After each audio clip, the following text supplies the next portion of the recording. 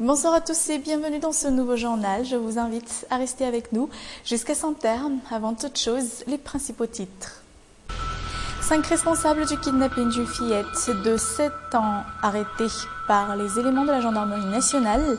Ils ont réclamé aux parents une rançon de 20 millions d'ariars. Détail dès tout à l'heure dans cette édition. Nous irons également dans la région Bouin. Il y a l'arrestation de 9 personnes suite à la grève des enseignants ayant causé l'annulation des premières épreuves du baccalauréat technique. Beaucoup choisissent de rester dans la capitale pour les grandes vacances. Pour quelles raisons? Les réponses dans ce journal. Et le monde du cinéma en deuil, une icône vient de disparaître. Robin Williams, dans les rôles et le talent, marque toute une génération, décède d'une asphyxie. Nous irons à Hollywood dans quelques instants.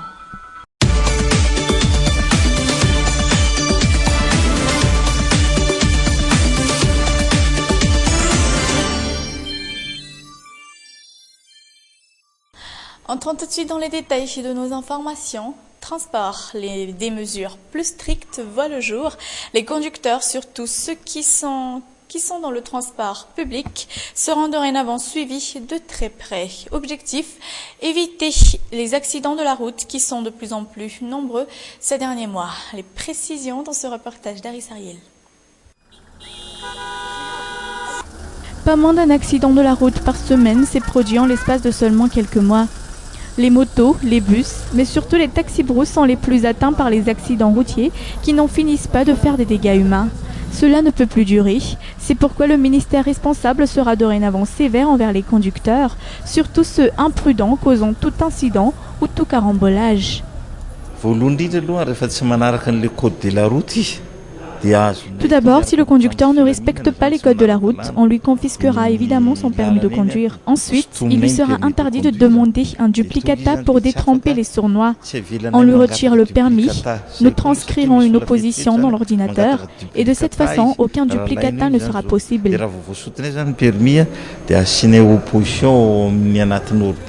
D'ailleurs, la majeure partie des citoyens malgaches sont du même avis, car il ne faut pas jouer avec la vie des autres, alors des critères stricts devraient conditionner l'obtention du permis de conduire. Moi personnellement, je pense que le mauvais état d'un véhicule et l'imprudence du conducteur sont ceux qui causent les accidents. Certaines personnes ne respectent ni les codes de la route ni la loi. Quelqu'un qui a un permis de conduire n'est pas forcément apte à le faire de nos jours, ce qui cause alors les accidents. À l'origine des accidents routiers, qui sont de plus en plus nombreux ces derniers temps, l'imprudence des conducteurs de bus et taxi-brousses ne tenant pas compte de la vie des passagers, le non-respect des codes de la route, mais surtout les corruptions dans l'obtention du permis de conduire. Mais comme je vous le disais en titre, nombreux sont ceux qui rejoignent les zones côtières de la Grande Île à l'occasion des grandes vacances, tout comme ceux des régions côtières qui choisissent de quitter le soleil et la mer pour passer les grandes vacances à Antananarivo. Qui sont ces derniers et pourquoi ce choix? Les réponses dans ce reportage d'Anna Souf et Yves Janel. Le soleil s'apprête déjà à se coucher, mais cela n'empêche pas les visiteurs du palais de Manzakamiadan de se faire plaisir. Parmi ces visiteurs, ces 4 vacanciers habitant Fianarantsoa. Pour eux, le déplacement jusque dans la capitale n'aurait servi à rien sans avoir visité ce monument historique. Nous sommes ici par curiosité, car on entend très souvent parler de ce Rouv et on voulait voir à quoi il ressemblait vraiment. D'ailleurs, on nous parle tout le temps du Rouv en classe. Son histoire fait partie du programme scolaire. C'est les vacances, c'est le moment d'en profiter pour faire des séances photos afin de mémoriser ces instants de passage dans la capitale. J'aime prendre des photos, surtout avec des amis de longue date qui sont aussi ici pour les vacances. Ici, la joie est tellement immense que l'on finit par oublier le froid hivernal. Et outre le froid, on oublie même les leçons d'histoire liées à ce monument tant historique.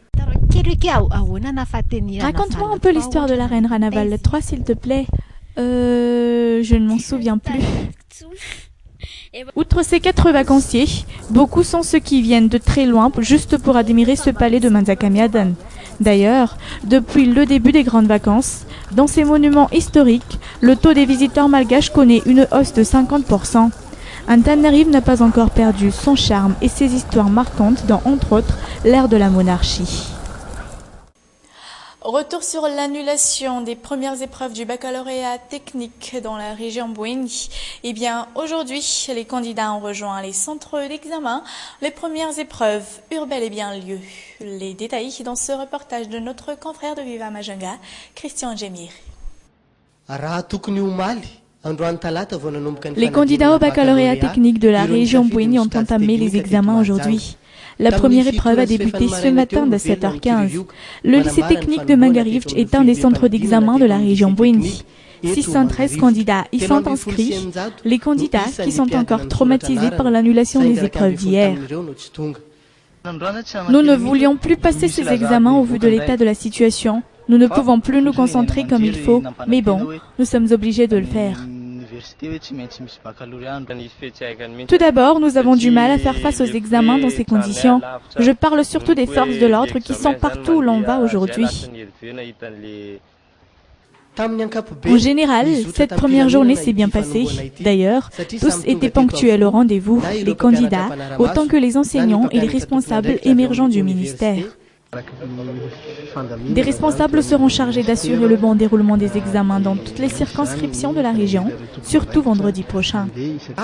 Les épreuves manquées hier seront pour ce vendredi 15 août pour Majunga. Et notons que 9 personnes ont été arrêtées suite à la grève des enseignants ayant causé hier cette annulation des premières épreuves du baccalauréat technique. Cette grève des enseignants allant contre le limogeage du président de l'université de Majunga, Rabé Zafira Antoine, a repris aujourd'hui. Les forces de l'ordre, eux, à côté de cela, projettent de poursuivre les arrestations si nécessaire. Un mot politique. À la Chambre basse, il y a de l'huile sur le feu. L'alliance Mapar Mouvance Ravalmanan se profile à l'horizon pour s'opposer au projet de loi sur la décentralisation proposé par le gouvernement. Un projet de loi focalisé, entre autres, sur la scission de la capitale en 6 mairies d'arrondissement. Explication au micro de Mambo Café Chénienne. Les 12 députés d'Antananarivo sont tous issus du Mapar et de la mouvance Ravalmanan. Les députés de la mouvance Ravalmanan se sont déjà opposés à ce projet de loi sur la décentralisation à leur manière. Et nous aussi, au sein du Mapar, nous n'avons pas manqué de montrer que nous sommes contre ce même projet de loi qui porte sur un découpage de la ville d'Antananarivo. Pour nous, au lieu de diviser la capitale en 6 communes distinctes, nous pensons que nous devons élargir la commune en augmentant jusqu'à 10 ou 15 les arrondissements. Ainsi, je pense que nous allons travailler ensemble pour s'opposer à cette loi.